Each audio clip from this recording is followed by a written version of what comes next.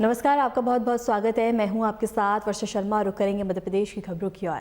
मुख्यमंत्री डॉक्टर मोहन यादव ने सतना में आयोजित 12वें विद्युत व्यापार मेले को संबोधित किया। अपने संबोधन में उन्होंने कहा कि विद्युत क्षेत्र की औद्योगिक और व्यापारिक क्षमता को राष्ट्र स्तर पर पहचान दिलाने में ऐसे मेले काफ़ी ज़्यादा महत्वपूर्ण भूमिका निभाते हैं।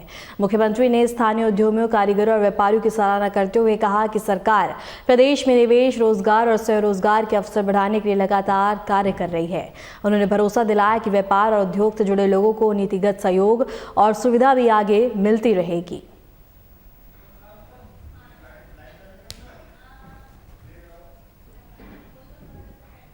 और सतना से खबर हम आपको बता रहे हैं, जहां उद्योग और रोजगार पर जोर दिया गया, जहां सीएम डॉक्टर मोहन यादव ने कार्यक्रम में शिरकत करी और इसके साथ ही आगे और भी सुविधाएं जनता को मिलती हुई नजर आएगी।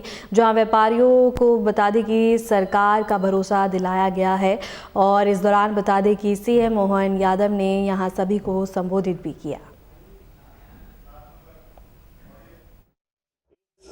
गौरवशाली स्थान पर ये व्यापार, व्यवसाय, तमाम प्रकार की अलग अलग गतिविधियों के कारण से जाना जाने वाला सतना सबसे अच्छा पूरे विंध्य के अंदर व्यापार व्यवसाय का केंद्र भी है। मैं बधाई देना चाहता हूं आप सबका, आपका अभिनंदन करता हूं, आपका स्वागत करता हूं। माननीय हमारे यशस्वी प्रभारी मंत्री, वरिष्ठ नेता, हमारी सरकार के माननीय मंत्री श्रीमान कैलाश जी भाई साहब का धन्यवाद देता हूं। उन्होंने उनके समय के बोलने का टाइम भी मुझे दिया है, क्योंकि हमको 5 बजे हर हालत में यहां से वायुयान में बैठना रहेगा, क्योंकि हमारे लिए यहां से बाद में नाइट लैंडिंग की संभावना नहीं है। लेकिन कोई बात नहीं, मैं उनकी तरफ से भी और आपके अध्यक्ष जी और सांसद जी, विधायक जी, महापौर जी, मंत्री जी जोरदार अभिनंदन करते पूरे मंच का एक बार सामूहिक रूप से समूचे मंच का अभिनंदन। विंध्य व्यापार मेले और चैम्बर ऑफ कॉमर्स द्वारा 1962 में हमारे तो पैदा होने के पहले से यहाँ व्यापार व्यवसाय की आपने एक अच्छी शुरुआत की। ये बात सही है कि हमारे बीच यशस्वी प्रधानमंत्री श्रीमान नरेंद्र मोदी जी का जोरदार अभिनंदन करें, जिनके नेतृत्व में सच्चे अर्थों में भारतीय प्रतिभाओं का, उनकी योग्यता का, क्षमता का, बुद्धिमत्ता का, व्यापार का, व्यवसाय का, शौर्य का, पराक्रम का, बहादुरी का सभी क्षेत्रों में परचम अगर भारत लहरा रहा है, हमें खुशी है। हमारे यशस्वी प्रधानमंत्री नरेंद्र मोदी जी की सरकार में वो आनंद छा रहा है, उसका एहसास हमको हो रहा है। जब मैं आपसे बात कर रहा हूं इतनी बड़ी संख्या में, आपके अध्यक्ष भी बड़े भोले भाले, सियावर रामचंद्र की, कितना आनंद है आपकी भाषा में भी, आपने वो भाव व्यक्त कर दिए। लेकिन ये स्वभाव में नहीं आया कि परमात्मा की दया से पूरा आप जितना प्रकार से ये सारी चीजों का अपना होमवर्क अगली बार आप अच्छे से रख के करना। बहुत सारी चीजें हम आपको दे सकते थे, लेकिन अब आपके खाते में छिपा के जाऊंगा अगली बार के लिए, क्योंकि हमारे अध्यक्ष तो भोले भाले आदमी। आपने कहा, कितनी अच्छी अच्छी बात कर दी। आपने कहा व्यापार आयोग बनाओ। क्या है वो, कौन सा आयोग है? व्यापार समर्थन। अब बताओ आपको मैं वो कौन सा आयोग लाऊं ढूंढ के, जिस आयोग के लिए हमारी सरकार की तारीफ माननीय गृह मंत्री जी कल कर गए। काम करने के आधार पर जोरदार अभिनंदन अमित शाह जी के लिए करो। हम तो पहले दिन से आप ही के काम कर रहे हैं। पूरे प्रदेश के अंदर सभी प्रकार के, एक जरूर आपको जानकारी देना चाहूंगा कि हमारी सरकार ने अपने गठन के साथ ही हमारे सारे माननीय मंत्रीगणों के साथ हमने तय किया कि राज्य के अंदर जितनी जनकल्याणकारी योजना है वो जनकल्याणकारी योजना सब जारी रहना चाहिए। लेकिन इन योजनाओं के चलते चलते आर्थिक रूप से हमारा राज्य और कैसे समृद्ध हो, इसलिए हमारे एक एक विषय को इस प्रकार से पकड़ा।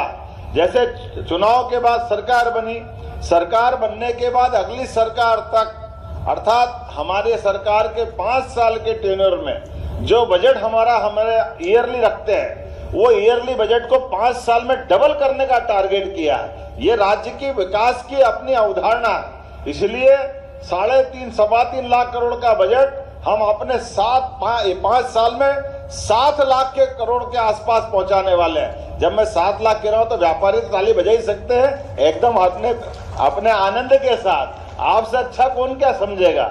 इसलिए एक नहीं, तमाम प्रकार के प्रयास कर रहे हैं कि हर एक कोई यहाँ राज्य में व्यापार करने वाला, व्यवसाय करने वाला, उद्योग धंधे के अलावा भी कोई आज अपने युवा नौकरी मांगने आए, हम उसको नौकरी भी दे रहे हैं। लेकिन इसके पहले एक और बात भी कह रहे हैं कि आप नौकरी मांगने वाले नहीं, नौकरी देने वाले बनो। ये हमारी सबकी इच्छा है। इस प्रबंधन में हमको लगने की आवश्यकता है, क्योंकि ये बहुत सीधा गणित है। सरकार की सारी नौकरियां मिला लें, 9 करोड़ के राज्य के अंदर सारी सरकारी नौकरी जोड़े तो केवल 10 लाख के अंदर, अब केवल 10 लाख के अंदर नौकरियां अगर होगी तो सारी पोस्ट भी भर देंगे, तो भी एक सीमा है। लेकिन हमने कहा हमारे पास व्यापार व्यवसाय में परमात्मा की दया से माननीय मोदी जी के नेतृत्व में लगातार काम करने की गुंजाइश है। तो इसके बड़े बड़े टारगेट कैसे तय कर लिए आपको बताना चाहेंगे। हमने कहा कि हमारे राज्य के अंदर 32 लाख उदाहरण के लिए किसान हैं जिनको बिजली के कनेक्शन अपने टेम्परेरी और परमानेंट रखना पड़ता है। हमने कहा इनको सबको सोलर पंप देंगे। 32 लाख सोलर पंप हमारे राज्य के अंदर दे करके हमारे राज्य के अंदर के किसानों को बिजली के बिल से छुट्टी कराएंगे। क्योंकि ये बात सही है कि बिजली का बिल आप अंदाज लगा लो, एक बिजली का 5 हार्स पावर का पंप हम जिस किसान को देते हैं, आप तो व्यापार के लोग आप तुरंत समझ लोगे, उसमें केवल किसान से 7,500 रुपया हम लेते हैं और किसान को सब्सिडी कितनी देते हैं 53,000 की। 60,000 में वो पंप पड़ता हमको। ऐसे में 53,000 रुपया तो आज दे रहे हैं, आने वाले समय में 53 से 60 होगा, 70 होगा, 1 लाख जाएगा। तो ये कब तक बढ़ता जाएगा। और इसके बलबूते पे राज्य के बजट के ऊपर हमारा लगभग 30,000 करोड़ रुपया सब मिला के सब्सिडी का जाता है। हमने इसमें फार्मूला लगाया, एक काम करो, किसान को हम सोलर पंप दे दें अपनी तरफ से और केवल 10% उससे लेंगे और 90% पूरा अनुदान दे देंगे। इसका बदला क्या आएगा कि 30,000 करोड़ की सब्सिडी हमको बचेगी। किसान घर में खुद फ्री में बिजली बनाएगा और केवल बिजली नहीं बनाएगा, वो अपने पंप पे भी चलाएगा, घर की भी जला लेगा और मौका पड़ेगा तो आटा चक्की वगैरह छोटा मोटा व्यापार करना चाहे वो भी कर लेगा। तो आम के आम गुठली के दाम हुए कि नहीं हुए, जरा आप आनंद के साथ जरा प्रशंसा तो करो। इस तरह से इतना ही नहीं, सभी क्षेत्रों में जब मैं आपसे बात कर रहा हूं तो आज यहाँ इस राज्य के अंदर भी हमने तमाम प्रकार के उद्योग व्यापार व्यवसाय युवाओं के लिए रोजगार के जो अवसर चालू किए। आप अपनी कोई बड़ी होटल खोलो, उदाहरण के लिए आप 50 करोड़ की होटल खोलते हो तो 50 करोड़ की होटल में हमारी तरफ से 30% की सब्सिडी आपके लिए भी रहने वाली है कि हमारे लोग काम धंधा करें। ये जो सर्विस सेक्टर है, होटल हो, हॉस्पिटल हो, इसमें बड़े पैमाने पर लोगों को रोजगार मिलता है। ऐसे ही नहीं, अगर आप कोई होटल के अलावा हॉस्पिटल भी खोलोगे, 100 करोड़ का हॉस्पिटल खोलो, 50 करोड़ का हॉस्पिटल खोलो, उस पर भी 30 करोड़ का अनुदान हमारी सरकार के माध्यम से देने वाले। इतना ही नहीं, अगर रोजगार आधारित उद्योग धंधा आप लगाते हो जिसमें लोगों को रोजगार मिलेगा, तो आप 2,000 की 4,000 लेबर की कोई इंडस्ट्री खड़ी करते हो तो प्रति लेबर 5,000 रुपया महीना 10 साल तक सरकार आपको देगी। आप कारखाना चलाओ अपना आसान के साथ, हमारे लोगों को रोजगार दो, बदले में सरकार आपको मदद करेगी। ये एक नहीं, ऐसी इसमें बड़ी सारी इंडस्ट्रियां लगी है, कई सारी इंडस्ट्रियां लगी है, जैसे रेडीमेड गारमेंट्स की है, खिलौने बनाने वाली है, ऐसी बहुत सारी है। लेकिन समय कम पड़ रहा है, इसलिए मैं अपनी बात इतने में आपकी मांग मानते हुए करता हूं। आपने कहा कि हमारे यहाँ मेले के 2 साल में ये स्कूल विभाग में लगाना पड़ता, जगह की कमी पड़ती है, तो मैं आपको यहाँ जगह देने की घोषणा करता हूँ। आपका चैम्बर ऑफ कॉमर्स के माध्यम से हर साल मेला लगाओ, 1 साल नहीं, और ये 2 एकड़ में लगता है, आप 8 एकड़ में लगाओ। नगर निगम के महापौर भी यहाँ है, आप जोरदार ताली वाली बजा करके बताओ भाई आपको मेला लगाना, हर साल लगाना, तो 8 एकड़ का बड़ा कैंपस आपका बनाएंगे। इतना ही नहीं, आपने कहा कि हमको सभागार बनाना है और सभागार बनाने के लिए बड़े कार्यक्रम करना है। हमारी सरकार ने गीता भवन बनाने की घोषणा की है। सभागार वो टाउन हॉल का ही रूप रहने वाला है, जिसमें बड़े सभागार 2000 क्षमता के लोग बैठ करके बड़ा कार्यक्रम कर सकते हैं। और गीता भवन में लाइब्रेरी से लेकर कई सारी चीजें रहेगी।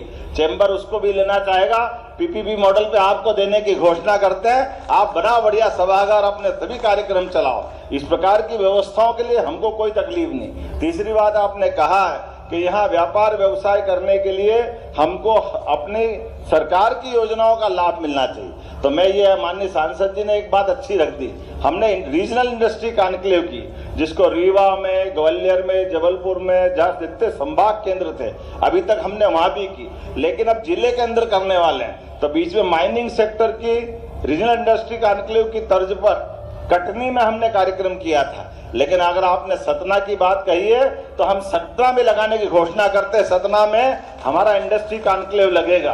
आप हर एक के परिवार में एक काम धंधा करते करते परिवार में बच्चे बड़े हो रहे हैं, नई दुनिया चाहिए, नई व्यवस्था चाहिए, उनको सब प्रकार के संसाधन दे करके हमारी सरकार सब प्रकार से मदद करने को तैयार है। एक एक क्षेत्र में हर एक जगह जहां जहां आगे बढ़ने की संभावना होगी सरकार सब प्रकार की मदद कर रही।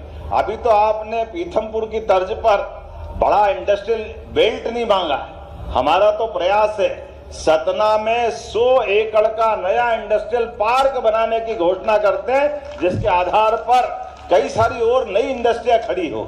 अरे हमारे अपने जो स्वाभाविक रूप से उद्योग व्यापार के जो केंद्र है इनको बढ़ावा देने की सरकार की पॉलिसी है। और इसी आधार पर तो यशस्वी प्रधानमंत्री के नेतृत्व में जब भारत दुनिया का चौथे से तीसरी अर्थव्यवस्था बनने जाएगा तो मध्य प्रदेश तो कदम से कदम मिलाएगा। मध्य प्रदेश उस दौड़ में शामिल है जो सर्व सुविधा युक्त, आर्थिक रूप से संपन्न, महिला, गरीब, किसान, युवा सभी वर्गों का कल्याण करते हुए सभी प्रकार के संसाधन जुटाकर आगे बढ़ने के लिए तैयार है।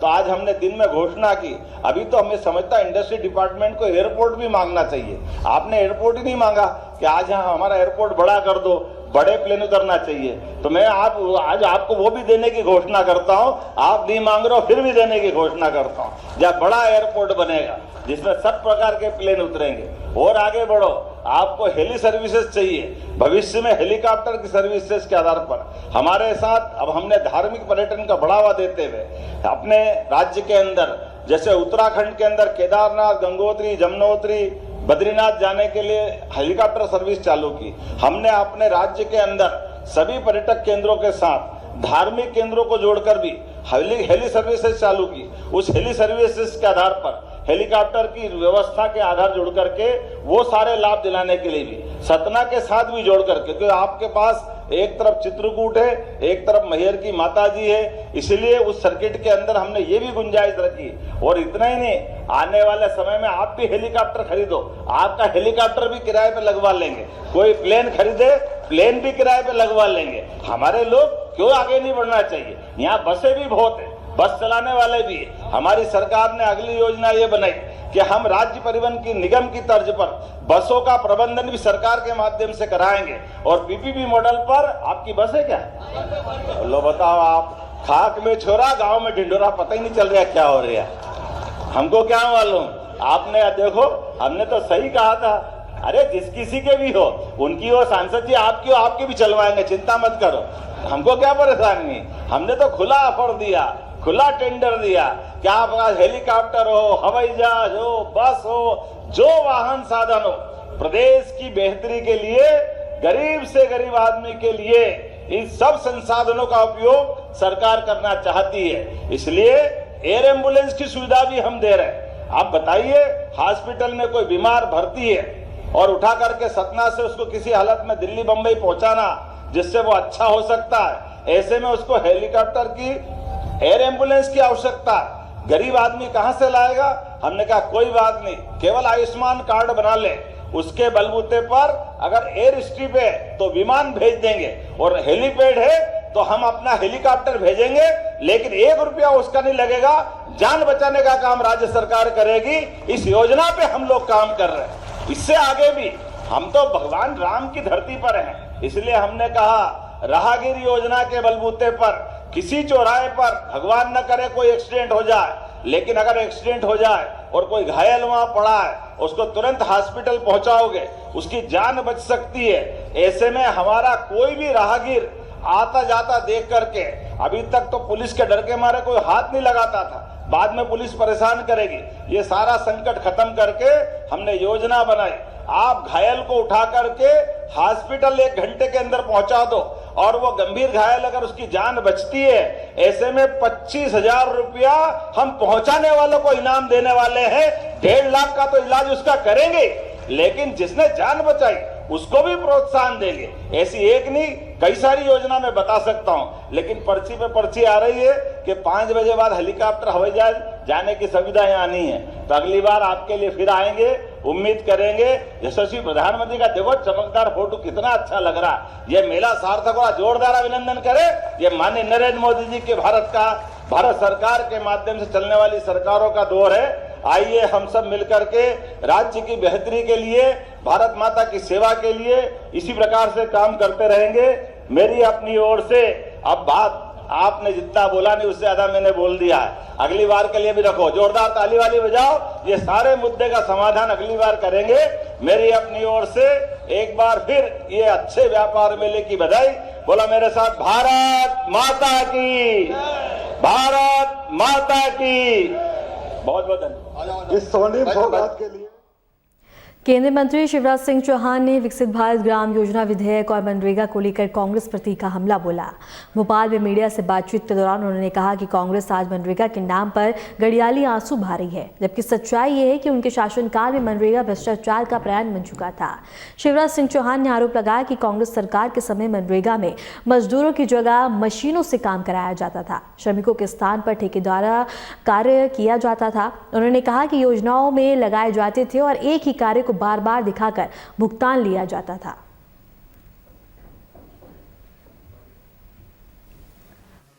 कांग्रेस छाती पीट रही है, घड़ियाली आंसू बहा रही है, जबकि कांग्रेस खुद ये जानती है कि उनके राज में मनरेगा भ्रष्टाचार का पर्याय बन गई थी। मजदूर के बजाय मशीनों से काम, मजदूर की जगह ठेकेदारों से काम, ओवर एस्टीमेट बना देना, एक ही काम कई बार कर देना और पेमेंट निकाल लेना।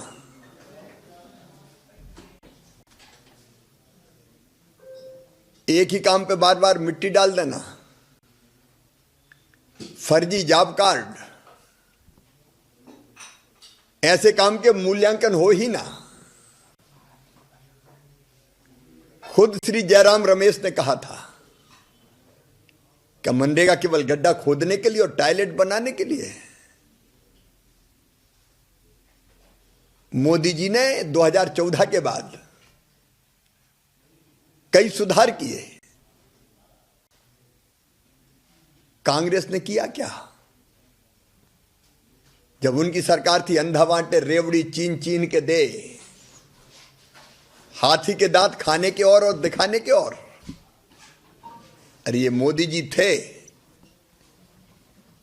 जिन्होंने 1,11,000 करोड़ रुपया तक खर्च किया इस योजना में। कांग्रेस ने तो 40,000 से घटा के उनके कार्यकाल में 33,000 इस बजट को कर दिया था। और इतनी विशाल धनराशि के बाद भी क्या कोई काम विकास का हुआ मनरेगा में गांव में?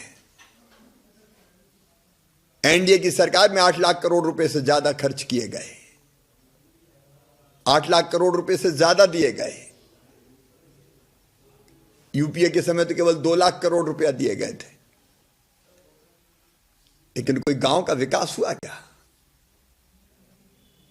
अब जरूरत थी मनरेगा को बदलकर ऐसी योजना लाने की जो मजदूरों के ज्यादा हित में हो। और विकसित भारत जी राम जी ऐसी योजना है कि जो ज्यादा मजदूर हितैषी है। 100 दिन से बढ़ा के 125 दिन की गारंटी दी है काम की, 100 से बढ़ा के 125 दिन रोजगार की गारंटी। लेकिन रोजगार के साथ साथ गांव का विकास भी तो जरूरी है। नगर निगम नए साल के जश्न पर अब सख्ती बरतने जा रहा है। इंदौर में नए साल पर होने वाले आयोजनों में यदि टिकट बेचे जा रहे हैं तो नगर निगम को बता दें कि मनोरंजन टैक्स देना अनिवार्य किया गया है। इंदौर में पिछले कुछ सालों में मनोरंजन और टैक्स जमा करवाना अनिवार्य किया गया है। इंदौर में नगर निगम के द्वारा पिछले कुछ सालों में शहर में होने वाले आयोजनों से सख्ती के साथ मनोरंजन टैक्स जमा करवाया जा रहा है। इंदौर में बड़े सिंगरों के हुए आयोजनों में भी नगर निगम ने यह सख्ती दिखाई है। अब नए साल के होने वाले जश्न को लेकर भी नगर निगम के राजस्व प्रभारी ने सभी अधिकारियों को सख्ती बरतने के निर्देश दिए। शहर में नए साल के 100 से अधिक छोटे बड़े इवेंट्स आयोजित किए जा रहे हैं, जिनमें टिकट की बिक्री की जाएगी। जिन आयोजनों में टिकट बेचे जा रहे हैं उन पर नगर निगम के नियमों के तहत मनोरंजन टैक्स लगता है। ऐसे में इन इवेंट्स के आयोजन करने वालों को नगर निगम की तरफ से टैक्स जमा करवाने की सूचना भेजी गई है। इवेंट से पहले इन लोगों को अनुमति आय पर टैक्स जमा करवाना होगा। इवेंट हो जाने के बाद कुल आय पर टैक्स का निर्धारण किया जाएगा। यदि इवेंट को लेकर टैक्स जमा नहीं हुआ तो नगर निगम की टीम मौके पर जाकर आयोजन बंद भी करवा सकती है।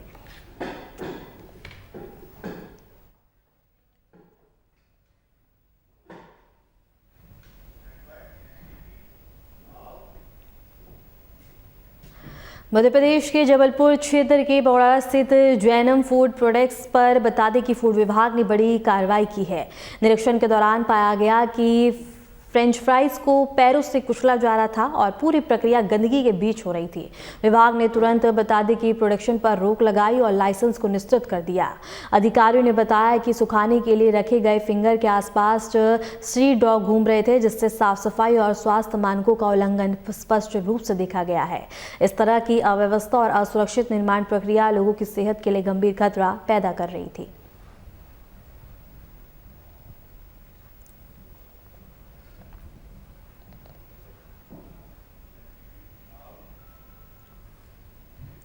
पौष माह के शुक्ल पक्ष की 9वीं तिथि पर बाबा महाकाल के दर्शन के लिए उज्जैन स्थित श्री महाकालेश्वर मंदिर में हजारों श्रद्धालु पहुंचे। तड़के हुई पवित्र आरती के दौरान मंदिर परिसर श्रद्धा और भक्ति से भरता हुआ नजर आया। दर्शन के लिए लंबी कतारें लगी रहीं। वहीं मंदिर प्रशासन ने भीड़ को देखते हुए सुरक्षा और व्यवस्थाओं के पुख्ता इंतजाम किए।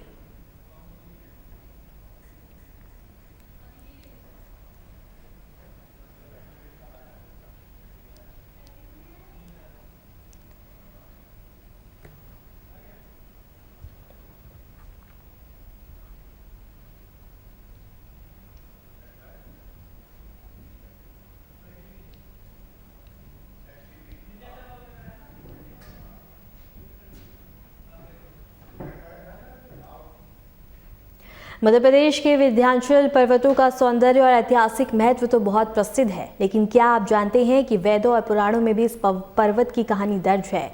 रीवा से जुड़े इस पर्वत के झुकाव की पौराणिक कथा सदियों से लोगों के लिए आकर्षण का केंद्र रही है। इसी को लेकर देखिए हमारी खास रिपोर्ट। प्रदेश के रीवा जिले में स्थित अपने प्राकृतिक सौंदर्य और धार्मिक महत्व के लिए प्रसिद्ध है, लेकिन इसका झुकाव केवल भूगोल या प्रकृति का परिणाम नहीं है, बल्कि इसके पीछे पौराणिक कथा और धार्मिक कारण भी हैं। पुराणों के अनुसार विंध्य पर्वत पहले अत्यंत ऊंचा और सीधा खड़ा था। देवताओं ने इसे देखकर महसूस किया कि ये पृथ्वी पर अपने आकार और शक्ति से अन्य स्थलों को बाधित कर रहा है। तभी उन्होंने इसे तोड़ा, झुकने का आदेश दिया। वेदों और महाभारत में भी इसका उल्लेख मिलता है। कहा जाता है कि पर्वत ने भगवान कार्तिकेय और अन्य देवताओं की आज्ञा का पालन करते हुए धीरे धीरे झुकाव अपनाया। इससे रीवा और आसपास के क्षेत्रों में संतुलन बना और धार्मिक स्थलों के निर्माण के लिए जगह उपलब्ध हुई। स्थानीय लोक गाथाओं में कहा जाता है कि ये झुकाव पर्वत की श्रद्धा और भक्ति के कारण हुआ, ताकि धार्मिक स्थलों और तीर्थों के लिए स्थल बन सके। यही कारण है कि विंध्याचल क्षेत्र में कई प्राचीन मंदिर और तीर्थ मौजूद हैं, जो आज भी हजारों श्रद्धालुओं के लिए आकर्षण का केंद्र हैं। पहले अत्यंत ऊंचा और सीधा, देवताओं के आदेश से झुका। लोक कथा, पर्वत ने भक्ति और श्रद्धा से झुकाव अपनाया। धार्मिक स्थलों और तीर्थों के लिए जगह उपलब्ध। भौगोलिक महत्व, नदियों का मार्ग और भूमि संतुलन। धार्मिक पर्यटन का केंद्र, हजारों श्रद्धालुओं और पर्यटक। प्रकृति, संस्कृति और इतिहास का अद्भुत संगम। स्थानीय विद्वानों का कहना है कि यह झुकाव केवल पौराणिक नहीं है, बल्कि भौगोलिक अध्ययन भी दर्ज है। पर्वत के झुकाव से नदियों का मार्ग बना और कृषि योग्य भूमि का संतुलन बना। इस प्रकार ये कथा प्रकृति और मानव जीवन के अविच्छेद्य संबंध को दर्शाती है। लोक कथाओं में इसे धरती का संरक्षक और धर्म का प्रतीक कहा जाता है। विंध्याचल पर्वत का ये झुकाव हमें ये सिखाता है कि धर्म, इतिहास और प्रकृति हमेशा जुड़े हुए होते हैं। रीवा जिले में स्थित विंध्याचल पर्वत धार्मिक पर्यटन का भी केंद्र है। यहाँ हर साल हजारों श्रद्धालु पर्यटन करने आते हैं। प्राकृतिक सौंदर्य, प्राचीन मंदिर और पौराणिक कथाएं इसे एक अद्भुत स्थल बनाती हैं। यहाँ की यात्रा आपको सिर्फ प्रकृति के दृश्य नहीं दिखाती, बल्कि इतिहास, संस्कृति और लोक कथाओं से भी रूबरू कराती है। विंध्याचल पर्वत की अद्भुत कहानी हमें ये याद दिलाती है कि प्रकृति और संस्कृति का मेल ही हमारी असली धरोहर है।